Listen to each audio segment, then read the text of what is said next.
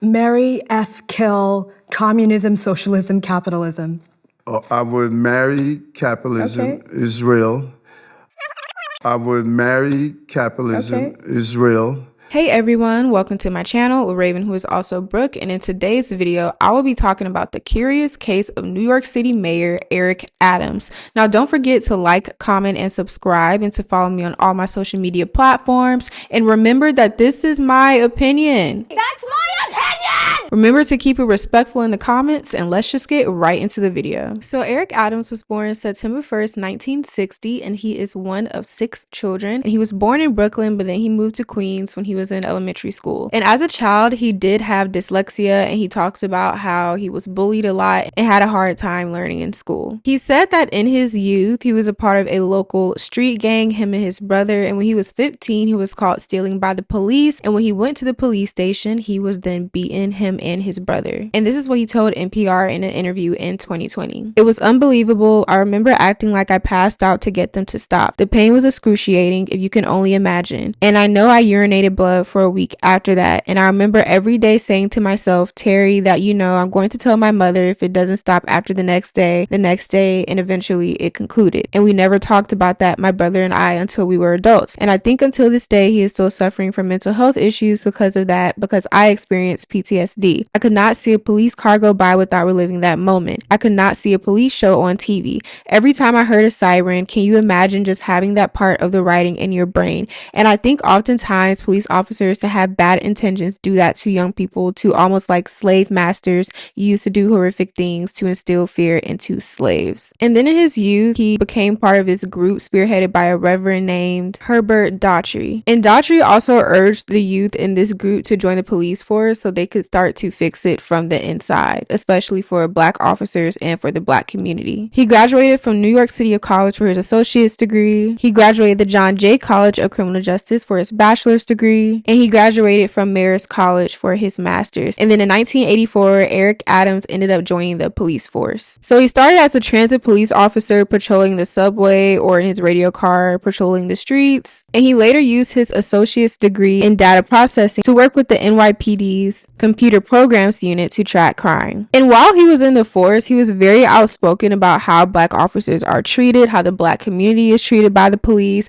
a lot about police brutality. And he will often do news conferences and press interviews. And then also while in the NYPD, he rose all the way to captain, and even when he became captain, he was still very outspoken about these issues. And according to the New York Times, here's what some people had to say about Mayor Adams while he was in the police force. Someone who worked in the same command with Mayor Adams said, "I wouldn't say Eric was an aggressive cop, but he was competent."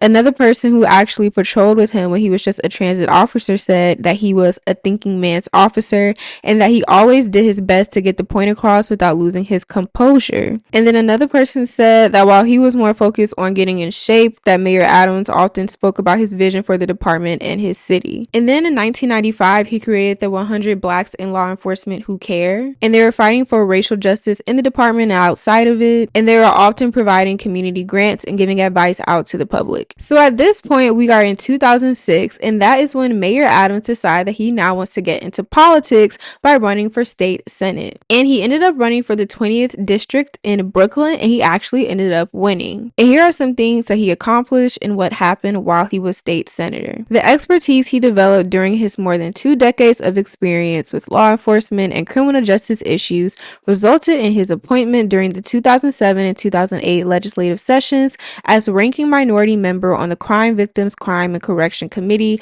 as well as ranking minority member on the Veterans Homeland Security and Military Affairs Committee. He also served on the Aging Codes and Civil Service and Pensions Committee in the New York State Senate during the 2009 and 2010 legislative sessions. Senator Adams served as the chairman of the Veterans Homeland Security and Military Affairs Committee and chairman of the Racing, Gaming, and Wagering Committee, and be a member of the Finance, Judiciary, Bank, Consumer Protection, and Energy and Telecommunications Committees. He also created highly regarded instructional workshops like what to do when stopped by the police, which has helped thousands of young people throughout New York learn to interact more appropriately with the police by using established conflict resolution skills. These forums were duplicated throughout the country and provided a generation of youngsters with a better understanding of reliable methods to resolve difficult conflicts not only with the police but with teachers, peers, and others. He also created free public safety seminars for New York City parents to address issues including gang awareness and child abuse prevention and review methods to protect children from abduction, as well as an annual Cradle to College parent and youth empowerment seminar to empower families and enable parents to build upon their strengths to avoid the pitfalls encountered as children mature. And before we talk about what happened when he was mayor and the aftermath of that and where we are today, it really is interesting because in his career, you know, he really was about trying to raise awareness for racial injustice, not only with Black communities when it comes to the police, but actually within the police department. So it's just interesting to see just how we get to where we get. And then in 2013, he decided to run to be Brooklyn Borough President, and he actually won, and he was the first Black Brooklyn Borough President. So then Mayor Adams was reelected in 2017 as Brooklyn Borough President, and something interesting that happened in 2014 is kind of like, to me, foreshadowing of what would come to, you know, with Mayor Adams and the charges that were brought against him in 2023. So here's what happened. So in August of 2014, the city's inspector general had concluded that Mr. Adams and a nonprofit he had organized, One Brooklyn, appeared to have improperly solicited funds from groups that had or would soon have business before his office. Mr. Adams' administration promised to comply with the law going forward. So then in November 2020, that is when he announced that he was going to run for mayor of New York City. And based on all the articles I had read about him, this was something that was just in the making. Him being a police officer, then going to state senate, then being the Brooklyn Borough President, and now trying to be the mayor of New York City. This all just seemed like a career plan that he always had. And then he actually ended up winning mayor of New York City against Republican opponent Curtis Sliwa in the general election. And here are some things that people had to say about him once he won. There were already indications that Mr. Adams would be an unorthodox leader, a penchant for telling dramatic stories about himself with details exaggerated and sometimes fabricated, declarations that his ascendance has been divinely ordained, and a fondness for nightlife, fine clothes, and foreign travel. Mr. Adams had jetted off to Africa just before taking office, and he said he was bringing swagger back to the city. And then someone said this should be a very interesting experience for us having him as mayor, and this person was the former governor of New York, David Paterson. And something interesting when I read this is that I got parallels between him and Kwame Kilpatrick, and if you know anything about him, he was the mayor of Detroit back in the early 2000s, and he was an absolute hot ass mess. And recently, YouTuber Kenny JD had like a video on him that I just watched, and something interesting that she talked about was, one, like the parallels between him and Mayor Adams is that they both were very flashy people. They both had earrings. Like Kwame was known for having like this one diamond studded earring, always wearing nice suits. And then Kwame also always talked about just wanting to bring like the coolness back to the city, and he really tried to resonate with everyday people in the city of Detroit, like I feel like Mayor Adams was trying to do while he was mayor in New York City. And another also big, you know, parallel is the charges that were also brought to Kwame Kilpatrick that are very similar to Mayor Adams, and how they both, you know, tried to kiss up to Donald Trump. And I'll talk about that later when it comes to Mayor Adams. But the parallels, you know, with the both of them are interesting. Now, when Mayor Adams then was sworn into office, he was coming in with he was facing the challenge of Covisha. He was also facing the challenge of racial tensions after the murder of George Floyd back in 2020. But again, according to the New York Times, his team had accomplished a lot of things. Crime began to fall, and New York City emerged from the economic troubles of the pandemic, gaining jobs and regaining its stride. He helped pass major changes to the city's zoning rules to allow for the future construction of more housing, and his education department changed how reading was taught. Also, the publication The Time had this to say about his time as mayor. Under Adams, the city has seen a decline in both violent and property crimes. This year, shootings are down by 54% and murders are down by 36% compared to the same period 4 years ago, according to the NYPD. Subway crime in the third quarter of 2025 was the lowest record in history, excluding the pandemic. And crime isn't the only area where Adams' accomplishments have been substantial. substantial. The city's economy has grown at a faster pace than the rest of the country, hitting records for gross output and jobs last year. Adams' zoning reform, the biggest in decades, is projected to spur the construction of 80,000 new homes over 15 years, and his trash revolution has begun to move the city's notorious garbage piles off the sidewalk and mitigate the rat problem. As one ex-user argued, Eric is legitimately insane and literally committed treason in exchange for airline miles. He's also the only New York City president in 50 years to make progress on two of the biggest issues the city has, trash and housing. And again, it's like when you look at where we are now with Mayor Adams, and yes, he always was a very interesting person, but he really was trying to do good and actually did good. So again, it's interesting and it's low-key unfortunate as to how we ended up where we are today when it comes to him. Now, this part of Mayor Adams' story is very interesting because it's correlates in a very opinionated way, I would say, as to what happens with his charges. So here is what happened. One issue that Mayor Adams had actually in his time as mayor was the migrant surge. When he came into office, the Biden administration was insisting there was no crisis at the border. Texas Governor Greg Abbott then began sending buses of asylum seekers to Washington in protest. In July 2022, Adams called Abbott's action heartless and vowed that New York City would welcome migrants and provide them with shelter and services. Abbott was happy to oblige, and then in August he announced that he had sent buses to Manhattan. Adams contended that Texas was busing migrants to New York prior to the announcement. And then a year later, Adams' tone changed. New York was spending billions housing the migrants whose numbers had reached six figures in shelters, encampment, leased hotels, and cruise terminals. Adams began criticizing the administration, saying Biden had failed New York City. In private meetings, Adams says he urged Biden and his team to secure the border. He says administration officials urged him to be quiet and compared the crisis to gallstones and said it would be painful, but it would pass, and the best thing to do is tough it out. So from what I gather, and this is just my interpretation, it seems like Adams was upset because all money for resources that he had for his agenda was now going toward making shelters for immigrants. So that's why he was, trying to secure the border, and that's why he was getting into it with the Biden administration. Now here's when everything goes to for Mayor Eric Adams and his whole administration. On November 6, 2023, the FBI seized an iPad and a cell phone that belonged to Mayor Adams. And this was all during a federal probe. And before that, they searched the home of Breonna Suggs, who is a big fundraiser for his administration. And then in July of 2024, federal prosecutors in New York served Eric Adams grand jury subpoenas as part of an investigation involving whether his campaign sought illegal donations from Turkey in exchange for pressuring the fire department to rush an inspection of the new Turkish consulate in New York City. And then in September of 2024, that is when Eric Adams was actually indicted by the federal government. And then he was charged on 5 counts, including to a long-standing conspiracy connected to the fact that he was taking illegal donations, illegal benefits, and that he had actually attempted a cover-up. And then I'm just going to read the overview. I'm not going to read every paragraph in the overview, but I just want to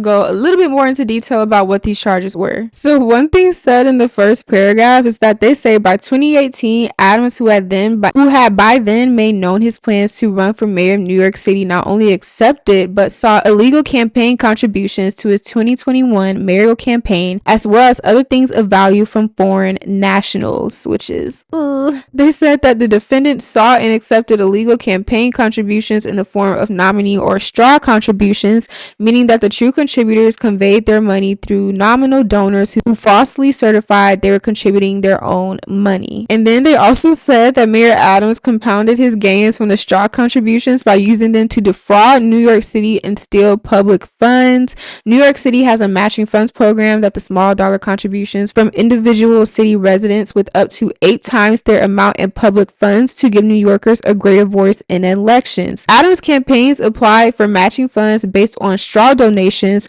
fraudulently obtaining as much as $2,000 in public funds for each illegal contribution. They said that the defendant also sought and received improper benefits from some of the same co-conspirators who funneled straw donations to his campaign. And then they said that Mayor Adams and others working at his direction repeatedly took steps to shield his solicitation and acceptance of these benefits from public scrutiny. Adams did not disclose the travel benefits he had obtained in annual financial disclosures he was required to file as a New York City employee. And sometimes Adams agreed to pay a nominal fee to create the appearance of having paid for travel that was in fact heavily discounted. And then they also talk about how in September 2021, the Turkish official told Mayor Adams, the defendant, that it was his turn to reap the Turkish official by pressuring the New York City Fire Department to facilitate the opening of a new Turkish consular building, a 36-story skyscraper, without a fire inspection in time for the high-profile visit by the Turkey's president. And at that time, the building would have failed an inspection. Okay, so let's get into the Eric Adams administration and the people around him, his closest inner circle, that were also subsequently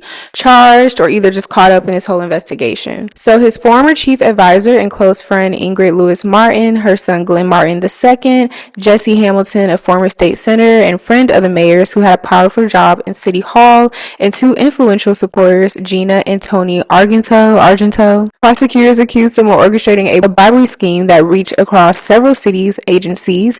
It is the second time in less than a year that Ms. Ingrid Martin has been charged with corruption. And also the year prior in 2023, federal agents seized cell phones from the school's chancellor, David C. Banks, the first deputy mayor, Sheena Wright, the deputy mayor of public safety, Philip Banks III, and a close confidant and advisor to Mr. Adams, Timothy Pearson, will be brought up later.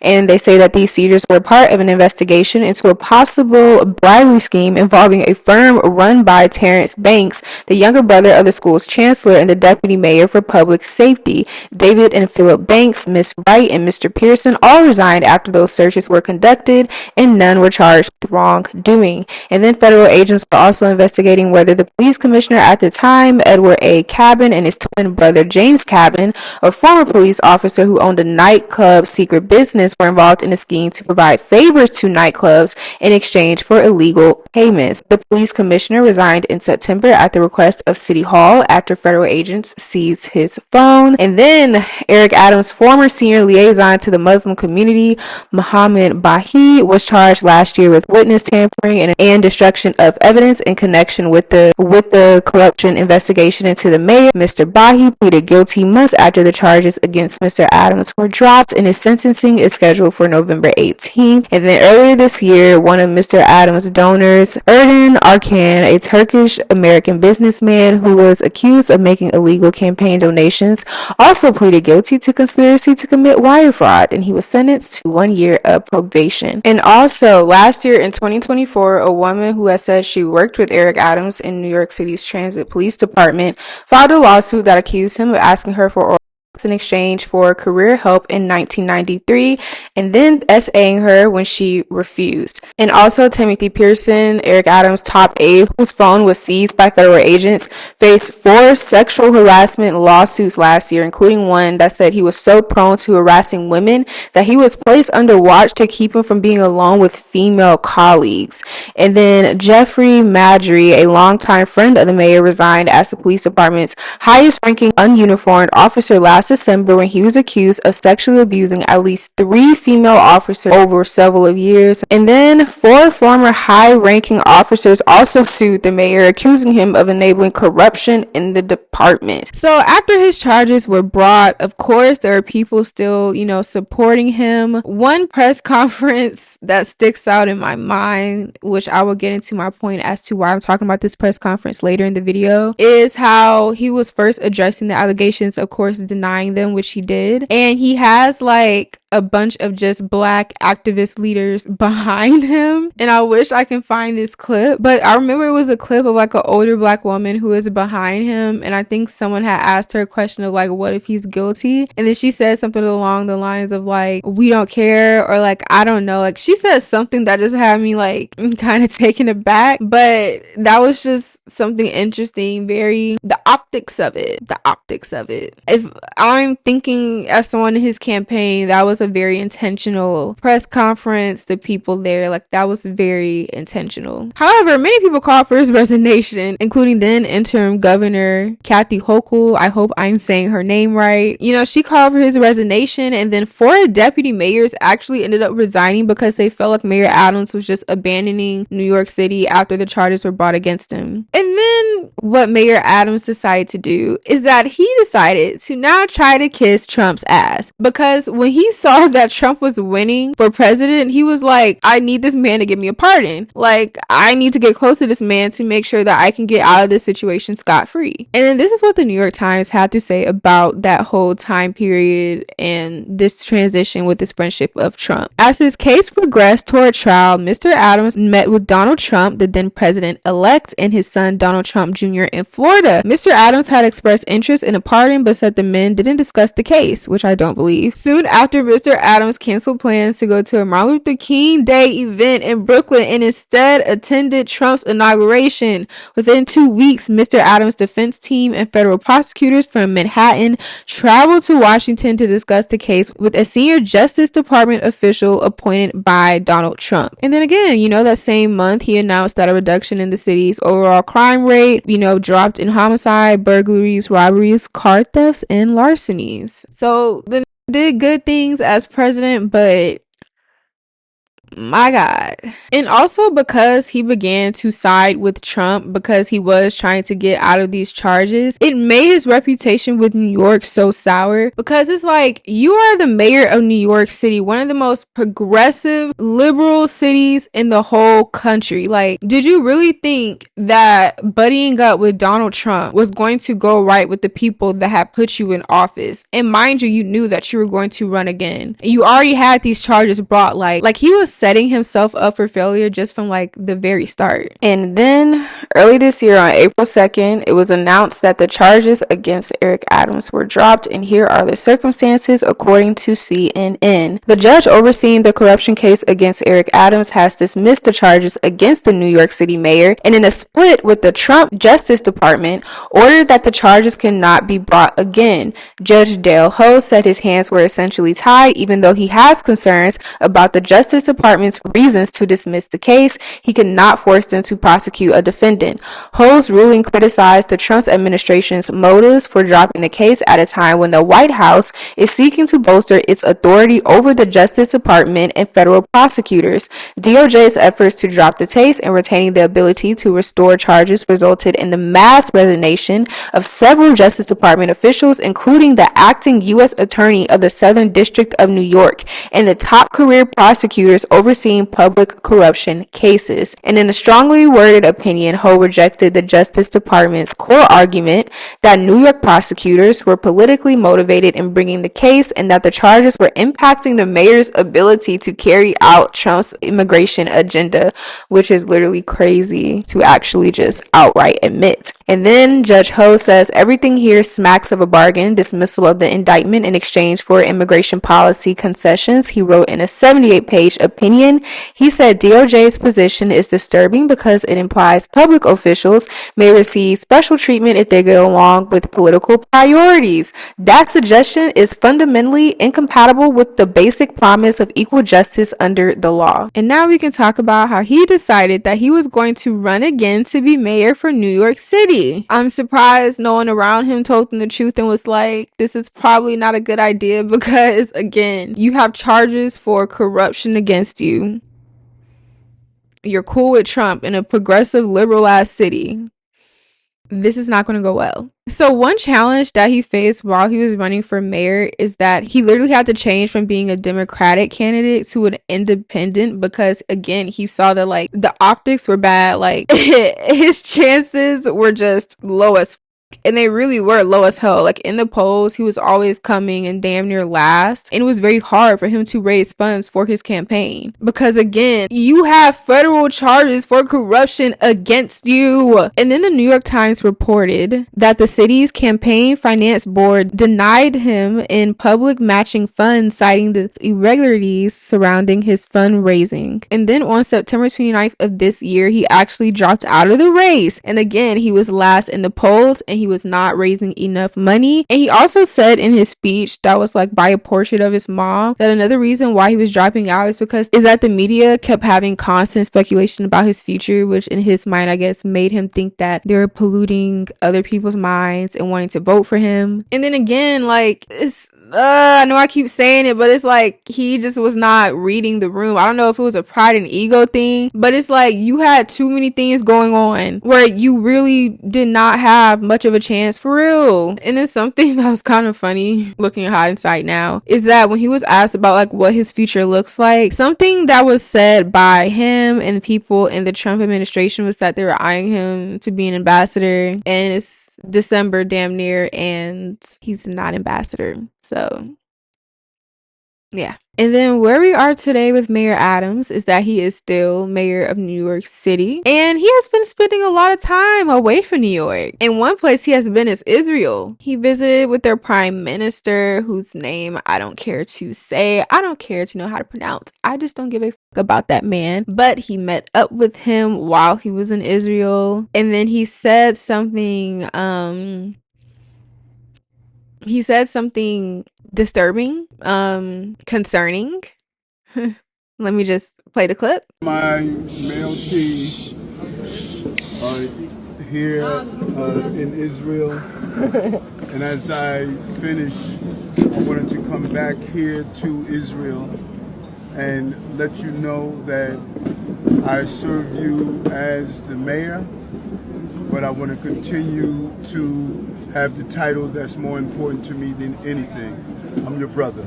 Thank you. Thank you. Thank you. It feels like Trump is loving Zohran Mamdani right now, who is the new New York City mayor-elect. And Eric Adams really has just been trying to get things done in his last few months as mayor. And the reason why this is a curious case is because I truly believe in the beginning of his career, he really was trying to do good. As a police officer, he really tried to fight for, racial injustices in the police department, in the Black community. He was very outspoken about it, even at his time in the state senate, and even while Brooklyn Borough president. He really was doing a lot to help the community. As mayor, he was accomplishing so much. Like that tweet said, like, he is an insufferable person, but he was doing good.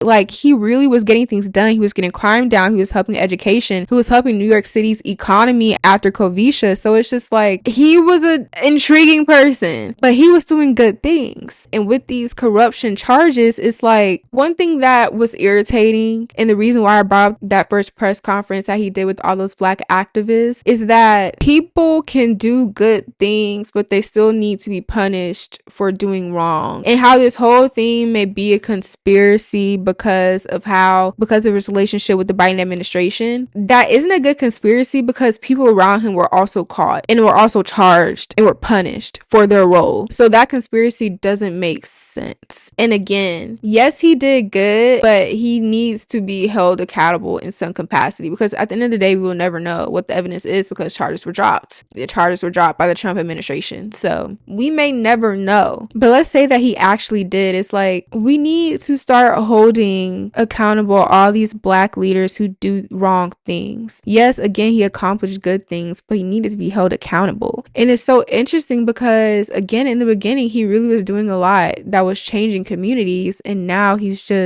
legacy is tainted, literally, not even by the charges, but even just having a relationship with Trump. So Eric Adams really is a curious case. All right, you guys, thank you so much for watching today's video. Don't forget to like, comment, and subscribe, and I would love to hear you guys' opinions in the comments. Remember to keep it respectful, and always remember to keep life cute, fab, and fun, and I will see you guys in the next video.